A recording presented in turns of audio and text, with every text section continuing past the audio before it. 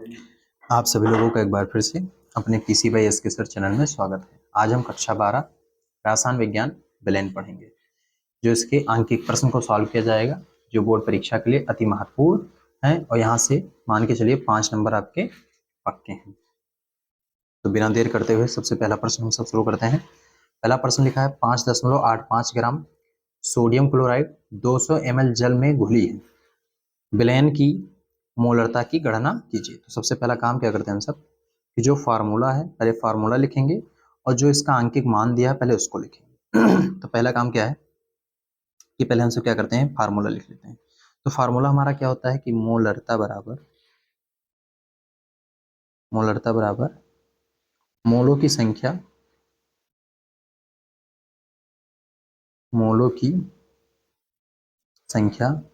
और सब का बटा विलयन का आयतन, वो भी किसमें, लीटर में। ठीक है, तो लिखेंगे विलयन का आयतन, भी मतलब वैल्यूम होता है भी किसमें, लीटर, एल में। ठीक है, अब मोलों की संख्या सबसे पहले देखते हैं क्या है। तो इसका जो आयतन दिया है, आयतन हमारा दिया हुआ कितना दिया है, 200 ml दिया है। तो हम सब लिखेंगे कि V इक्वल टू कितना हो गया, 200 ml दिया है। तो जो 200 ml दिया है, इस 200 ml को किस में चेंज करेंगे, एल में। तो जब हम सब क्या करते हैं, कम से ज्यादा में जाते हैं तो इसको क्या करते हैं, भाग करते हैं। कितने से करेंगे, 1000 से करेंगे। 200 हो गया, एक ये तो लीटर में चेंज हो गया, 2 जीरो से 2 जीरो कट गया, 10 से इसको भाग करेंगे तो V इक्वल टू आ जाएगा 0 पॉइंट हमारा कितना, 2 लीटर। ठीक है, अब अगला प्रश्न आगे हम सब क्या करेंगे, देखो देखा मोलों की संख्या। तो पहले सॉल्व करेंगे कि मोलों की संख्या कर कहते हैं कैसे। तो मोलों की संख्या बराबर क्या होता है कि भार बटा अणु भार। ठीक है, भार बटा अणु भार। तो भार किसे कहते हैं, जो हमारा ग्राम में दिया होता है उसको हम भार कहते हैं। अणु भार किसका निकाला जाता है, जिसका वो भार दिया होता है। जैसे बोला ना 5.85 ग्राम सोडियम क्लोराइड, तो सोडियम क्लोराइड का ये हमारा क्या होता है, इससे हम सब भार बोलते हैं। और जो हमारा सूत्र के फॉर्म में दिया होता है उसे हम सब क्या बोलते हैं, अणु भार बोलते हैं। ठीक है, तो पहले यहाँ उठाएंगे हम सब भार लिखेंगे, भार हमारा तो ऐसे लिखा है, अणु भार निकालेंगे। तो अणु भार क्या करेंगे, NaCl लिखेंगे। तो Na का जो हमारा भार होता है कितना होता है, 23 होता है। ठीक है, उसके बाद जो हमारा Cl का जो भार होता है कितना होता है, 35.5 होता है। जब इनको जोड़ेंगे तो हमारा आ जाएगा 58.5 हो जाएगा। ठीक है, तो ये हमारा क्या है, ये हमारा है अणु भार है। क्या है, अणु भार है। अब यहाँ पर हम फार्मूला में लिखेंगे क्या चीज, पहले मोलों की संख्या निकालेंगे। तो लिखेंगे मोलों की संख्या बराबर, तो मोलों की संख्या क्या हो जाएगा, भार बटा अणु भार। ठीक है, तो भार बटा क्या हो गया, अणु भार हो गया। अब भार हमारा दिया हुआ कितना दिया है, 5.85। अणु भार हमारा कितना दिया है, 58.5। देखिए ये पॉइंट हटाएंगे, ऊपर एक जीरो, यहाँ से पॉइंट हटाएंगे एक और एक दो, तो नीचे कितने, 2 जीरो। एक जीरो से एक जीरो क्या हो गया, कट गया। और नीचे देखिए 585 से 585 कट गया, ये देखिए एक जीरो बचा हुआ है, तो एक नीचे आएगा एक ऊपर, तो होगा 1 बटा कितना, 10। 1 बटा 10 का मतलब कितना होता है, 0.1। तो मोलों की संख्या कितनी निकल गया है, 0.1। विलयन का आयतन कितना दिया हुआ हमारा, ये निकाले लीटर में, इतना दिया है। अब फार्मूले में केवल क्या करना है, इसको रखना है। तो फार्मूला उठाएंगे, रखेंगे क्या, मोलरता। मोलरता बराबर क्या होता है, मोलों की संख्या सब का बटा क्या चीज, विलयन का आयतन। तो मोलों की संख्या भी निकल के आई कितना, 0.1। विलयन का आयतन निकल के आया कितना, 0.2। 0.2 पॉइंट से पॉइंट काट दिए, तो मोलरता कितना निकल के आया, 0.5, या कहा जाए क्या, 1/2। ठीक, ये हमारी मोलरता निकल के। ठीक है, अब क्या करते हैं, अगला प्रश्न पढ़ते हैं। अगला प्रश्न हमारा क्या दिया हुआ है कि 1.325 ग्राम निर्जल सोडियम कार्बोनेट को जल में घोलकर 250 ml विलयन बनाया। निर्जल सोडियम कार्बोनेट का तुल्यांक भार कितना दे दिया है, 53। विलयन की नार्मलता की क्या कह रही है, गणना करो। तो सबसे पहले क्या करते हैं, नार्मलता पूछा तो पहले हम क्या करेंगे, नार्मलता पहले लिखेंगे। तो नार्मलता का फार्मूला क्या होता है, सेम वही चीज, क्या, मोलों की संख्या और बटा विलयन का आयतन। तो वही होगा, तो लिखेंगे मोलों की संख्या और सब का बटा क्या चीज, विलयन का आयतन, विलयन का आयतन, वो भी किसमें, लीटर। ठीक है, तो पहले मोलों की संख्या में हम सब देखते हैं कि दिया क्या है।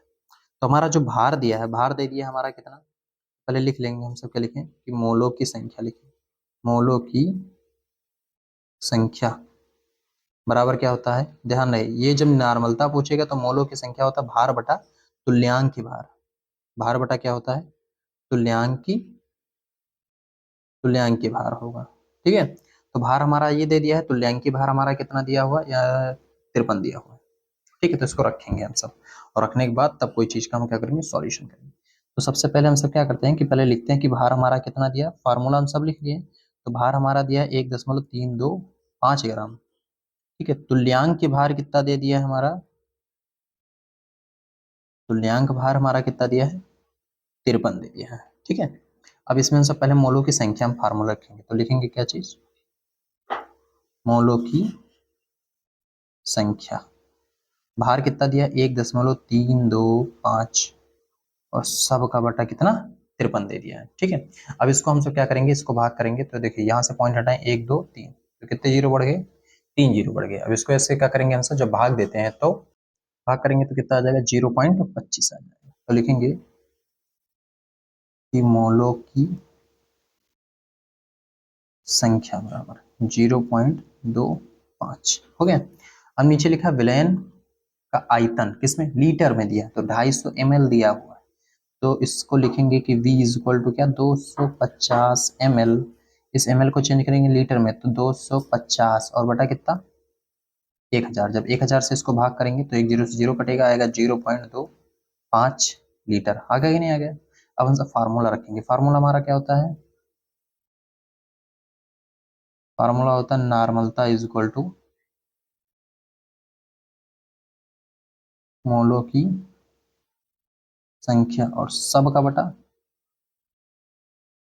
विलयन का आयतन, किसमें, लीटर में। सब मान दे दिया, देखिए मोलों की संख्या निकल के आई ऊपर 0.25, विलयन का आयतन कितना दिया है 0.25, पॉइंट से पॉइंट काट दो, 25 से 25 काट दो, भाई नॉर्मलता हमारा निकल के आ गया कितना, एक आ जाएगा। मतलब एक मोल रखो कि पदार्थ का मात्रा की क्या होता है, मोल। अब चलते हैं अगले प्रश्न की ओर। चलिए, तो हम सब अगला सवाल पढ़ते हैं। अगला सवाल कि NaCl का 1.2% विलयन ग्लूकोज के 7.2% विलयन के समप्रासारी है। सोडियम क्लोराइड विलयन के वांट हाफ गुणांक कीजिए, वांट हाफ का गुणांक ज्ञात कीजिए। वांट हाफ गुणांक का मतलब क्या होता है, हमें क्या निकालना है, आई निकालना है। ठीक है, तो इसका पहले हम सब क्या करते हैं, पहले फार्मूला याद करते हैं कि वांट हाफ का फार्मूला क्या होता है। वांट हाफ का फार्मूला होता है pi is equal to I C R T. ठीक है, तो यहाँ पर क्या करेंगे, जितना भी हमारा जो वैल्यू दिया है दो दो दे दिया।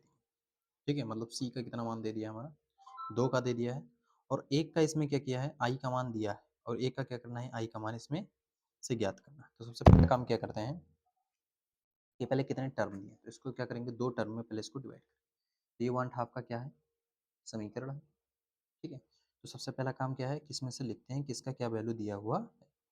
तो यहाँ पे हमारा जो सी, ठीक है, तो हम सब जानते हैं कि सी क्या है, सी एक सांद्रण है, और सांद्रण क्या होता है, जो विलयन में उपस्थित होता है। तो इसको हम सब कहते हैं C1 इक्वल टू 1.2। दूसरा हमारा दिया है C2, तो C2 इक्वल टू दिया है 7.2। ठीक है, अब सोडियम का जो विलयन है ये इसमें तो घुला हुआ है 1.2, और ग्लूकोज के 7.2 विलयन के, ठीक है, समप्रसारी है। तो कह रहा है कि NaCl विलयन के वांट हाफ का निकालिए, तो NaCl के वांट हाफ का निकालना है। मतलब ग्लूकोज का जो वांट हाफ का नियम दिया है, इसमें I का मान, मतलब हमें I1 निकालना है, और I2 का मान उसने क्या कहा है कि 1 है। ग्लूकोज का 1 का दिया हुआ, 1 का हमें क्या करना है। ठीक है, जहाँ पर C क्या है, गैसीय नेतांक, और T क्या है, टेम्परेचर। दो के दोनों क्या है, कांस्टेंट। इन सभी चीजों को क्या करेंगे, समीकरण 1 और समीकरण 2 मान के इसको सॉल्व किया। पहला काम क्या करते हैं हम सब कि पहले इसको लिखते हैं। तो इसको लिखने के लिए सबसे पहले काम क्या करेंगे, इसको थोड़ा सा इस प्रकार लिखेंगे कि इसको लिखते हैं पहले पाई, और पाई के साथ में पहले NaCl है तो इसको लिखेंगे पाई NaCl इज इक्वल टू, पाई के साथ में किसको लिखेंगे हम सब, ग्लूकोज हमारा दिया है ना, तो ग्लूकोज को रखेंगे C6H12O6, ठीक है। और जब इतना हो गया तो इसके साथ में क्या करेंगे हम सब, 1/2 का नेम, तो 1/2 क्या करेगा, इसको रखेंगे तो पाई की जगह पे क्या हो जाएगा आई, तो ये होगा I1C1 RT बराबर, इधर भी हो जाएगा क्या चीज, I2C2R, दोनों साइड से RT को काट दो, बचा क्या हमारे पास, I1C1 is equal to I2C2। अच्छा, निकालना हम लोग को क्या है कि I1 का मान निकालना है, तो I1 का मान निकालना है तो लिखेंगे क्या चीज हम सब, I1 इज इक्वल टू क्या हो जाएगा ये I2C2 बटा C1, ठीक। जब इतना मान दे दिया तो इसको क्या करेंगे, इसके मान पे रखेंगे, तो ये हमारा हो गया I1 हो गया। अब I2 का जो मान दिया है वो हमारा कितना दिया हुआ है, I2 बराबर 1 दिया है, इसको रखेंगे 1। C2 का मान कितना दे दिया है हमारा, देखिए 7.2, और C1 का मान कितना दे दिया है हमारा 1.2, ठीक है। इसके साथ में हम सब क्या करेंगे, जितना मान दिया है इस तो हो गया, इसमें क्या करेंगे भार का रखेंगे, तो सोडियम का जो भार होता है पहले यहाँ लिखेंगे कि जो NaCl का द्रव्यमान भार होता है कितना होता है 58.5, C6H12O6, ये ग्लूकोज का भार कितना होता है 180 होता है, ठीक है। अब इन सबको क्या करेंगे, इसके पदांक में क्या करेंगे हम सब गुणा कराएंगे, ठीक है। तो पहले काम क्या करते हैं कि पहले हम देखेंगे क्या दिया हुआ, तो यहाँ पर हमसे क्या कहते हैं NaCl, तो पहला काम क्या है कि NaCl है, तो NaCl का हो जाएगा हमारा कितना 58.5, और ग्लूकोज का हो जाएगा हमारा 180। यहाँ पे आते हैं तो लिखेंगे I1 इज इक्वल टू, एक का गुणा 7 से इतना हो जाएगा, ये हो गया 58.5, और सब का बटा 1.2 गुणे 100, दशमलव से दशमलव काट दें, इस दशमलव से काटेंगे नीचे 0 आएगा, 12 एकम 12, और 12 छक 72 हो गया, ठीक है।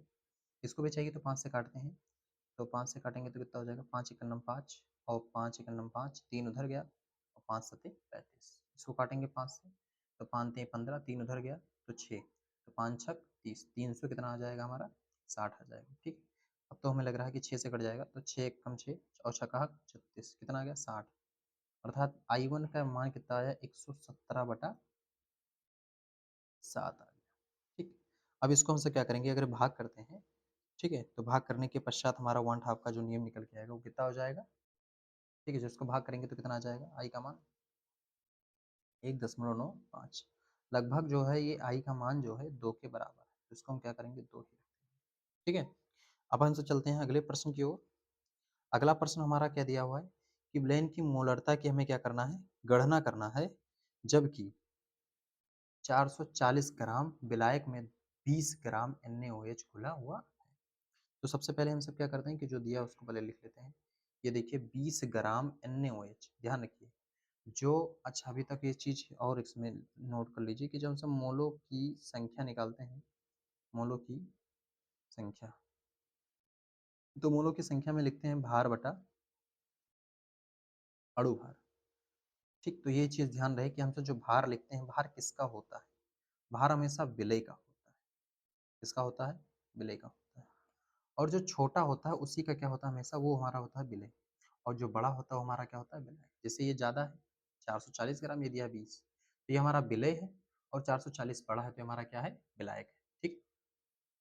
तो हम सब इसको पहले मोलों की संख्या निकाल लें, तो मोलों की संख्या किसका निकलेगा NaOH का, तो हो गया 20 और बटा NaOH। अब चलिए Na हमारा कितना होता है 23, तो इसको लिख लेते हैं फटाफट, ये होगा 23 प्लस ऑक्सीजन कितने पे 8 आता है तो होगा 16, और प्लस कितना हो जाएगा 1, तो सबको ऐड करेंगे तो टोटल हमारा कितना आ जाएगा 20/40, इसको इससे काटेंगे तो हमारा कितना आएगा 1/2, ये क्या निकल के आया हमारा मोलों की संख्या, 1/2 रखो या 0. रखेंगे 5 रखेंगे। अब हम सब क्या करते हैं कि मोललता की फार्मूला रखें, मोललता का फार्मूला क्या होता है, मोलों की संख्या बटा विलायक का द्रव्यमान, वो भी किसमें किलोग्राम में। तो पहले हम सब क्या करते हैं फार्मूला लिखेंगे, किसका लिखेंगे, ध्यान रखिए मोलरता और मोललता में अंतर है, मोललता, मोललता में विलायक का द्रव्यमान होता है, मोलरता में क्या होता है, आयतन होता है। ठीक है, तो मोललता बराबर क्या होगा, मोलों की संख्या और सब का बटा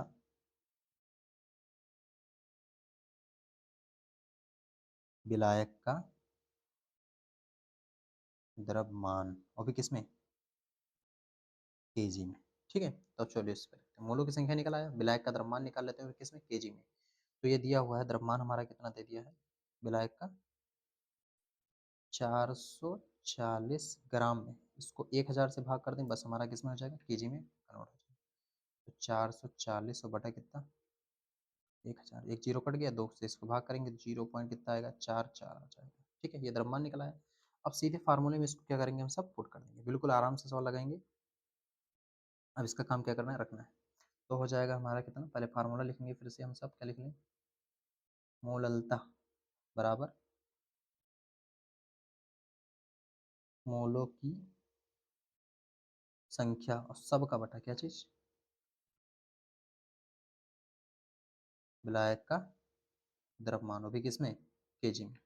तो सब आ चुका, मोलों की संख्या निकल के आया 0.5, इसका निकल के आया 0.44, 1.10, 2 अंक है कितने, 2 जीरो, एक जीरो से एक जीरो कितना हो गया, 50/44। ठीक है, जब 50/44 कौन सा भाग करेंगे तो कितना आएगा, 1.13 मोल आएगी। ठीक, तो ये क्या निकल गया हमारा, मोललता। ठीक है, अब चलते हैं अगले प्रश्न की ओर। चलिए, अब अगला प्रश्न हमारा है, किसी ताप पर एक विलायक का वाष्प दाब। ठीक है, तो पहले ये ध्यान रखिए कि क्या बोला है, वाष्प दाब बोला है। तो वाष्प दाब को हम सब P0, ठीक है, 1 से लिखते हैं। तो P01 इज इक्वल टू दिया है 0.414। ठीक है, बार दिया तो बार भी इसके साथ लिख लो, इसका मात्रक होता है।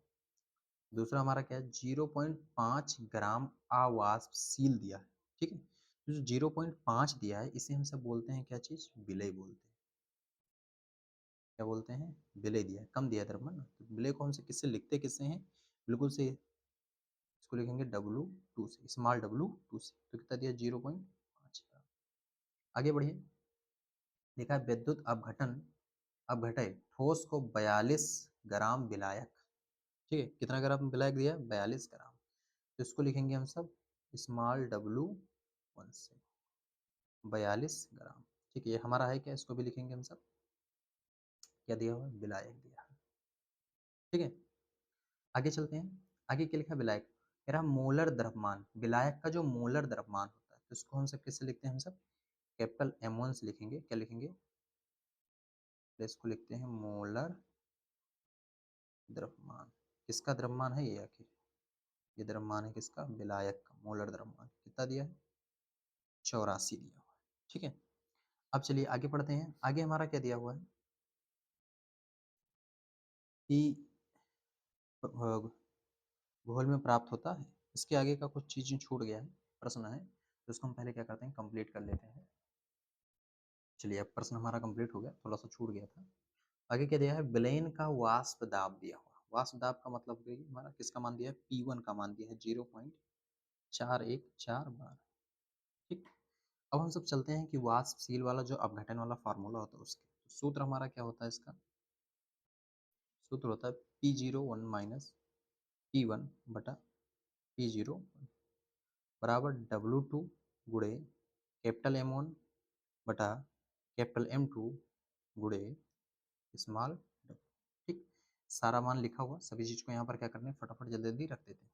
P0 का मान कितना दिया हुआ, 0.414 माइनस P1 का मान कितना दिया है, 0.414 दिया हुआ, और सब का बटा लग के कितना आ जाएगा हमारा, देखिए 6 दिया हुआ है, इसका 6 दिया हुआ, तो इसको रखेंगे हम सब 6।